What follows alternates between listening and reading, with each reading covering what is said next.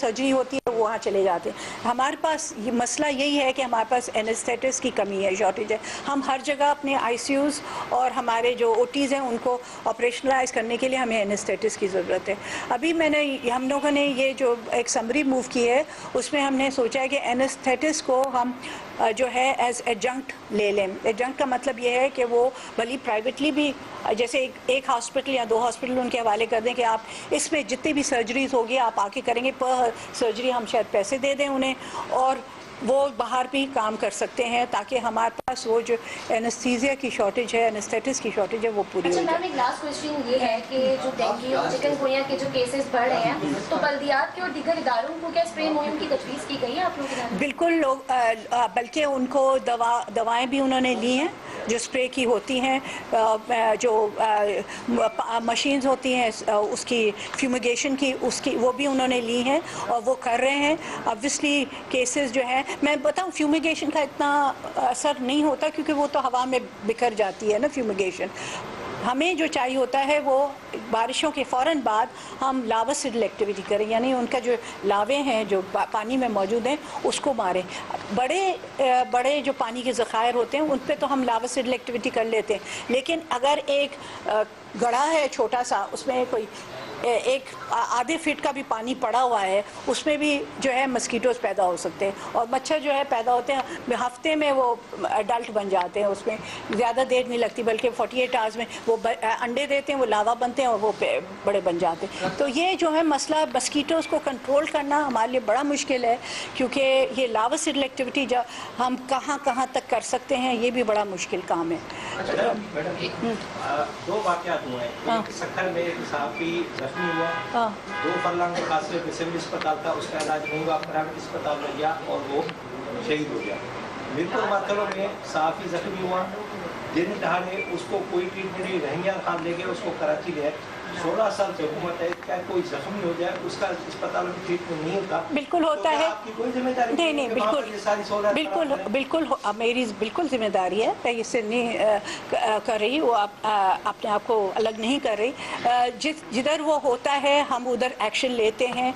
जहाँ हमें इत्ला मिलती है कि कोई जो है सर्जन्स नहीं मौजूद थे जब कोई आया है पेशेंट, और ये हम ज़रूर एक्शन लेते हैं।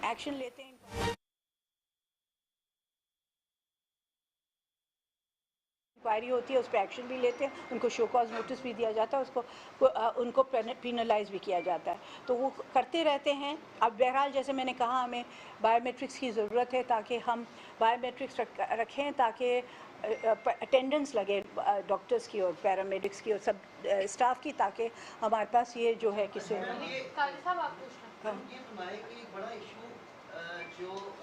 पोस्टमार्टम के वक्त लेडी डॉक्टर्स की कमी का है, और ये आज का नहीं, बड़ा पुराना किस्सा है, और पुलिस सर्जन भी कई दफा रिक्वेस्ट कर चुकी है, वो जॉब पे भी नहीं आती, पर एक बड़ा लंबा प्रोसेस होता है। इसको कब सॉल्व करें? दूसरी बात इसको सॉल्व कर बिल बैंक की तमाम जो कायम करने के लिए स्टेब्लिश तमाम रुकावटें खत्म हो गई है अभी तक उसमें है? सॉरी, किसकी? बिल बैंक की। अच्छा, पहले तो मैं इसका बताऊं, 17 हमने अभी ML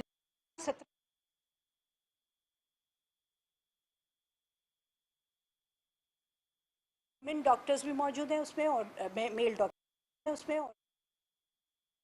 तो ये 17 लोग जो हैं, क्योंकि हम कराची को देख रहे हैं, फिर आस्ते आस्ते करके हर डिस्ट्रिक्ट डिविजनल हेडक्वार्टर्स में हम कोशिश करेंगे कि MLOs की तैनाती हो, और वो Sindh health care commission, Sindh public service commission के ज़रिए हम उनकी जो है इंडक्शन कर रहे हैं, और ये होगी, और इस वजह से थोड़ा सॉल्व हो गया मसला भी, कराची की बहुत हद तक सॉल्व हो गया। 17 MLOs आ चुके हैं, और ये सेपरेट केडर हमने बना लिया, ताकि इसमें ये नहीं होता हमारे जो डॉक्टर्स थे वो जाते नहीं थे इसमें, ऑटोप्सीज नहीं करते थे, वो कहते थे कि हमें कोर्ट में जाना पड़ता है, ये वो। तो अभी अगर क्योंकि वो उसी सर्विस में अवेलेबल अभी इंडक्ट किया है, तो उनको करना पड़ेगा, क्योंकि वो MLO इंडक्ट हुए हैं, तो वो अलग हमने केडर कर लिया है। इस वजह से हमें आसानी होगी कि हम दूसरी हायरिंग करके और दूसरे डिविजनल हेडक्वार्टर्स में भी डाल दें, ताकि ये जो मसला है कि पोस्टमार्टम नहीं होता और डॉक्टर्स नहीं होते पोस्टमार्टम के लिए, तो वो हल नहीं मिलेगा, और वो उनका पूरा डेटा जो है CNIC देने जो माँ देगी, और जो बच्चा रिसीव करेगा वो पूरा डेटा हमारे पास मौजूद होगा। CNIC का डेटा और उनके एड्रेसेस और उनके नाम और शनाख्त जो है वो मौजूद होगी। उसके अलावा 3 से ज़्यादा को नहीं मिलेगा ताकि वो कंट्रोल रहे। दूसरा, हमारे पास पूरा सिस्टम है पैस्चराइजेशन का, उसको ठंडा रखने का, और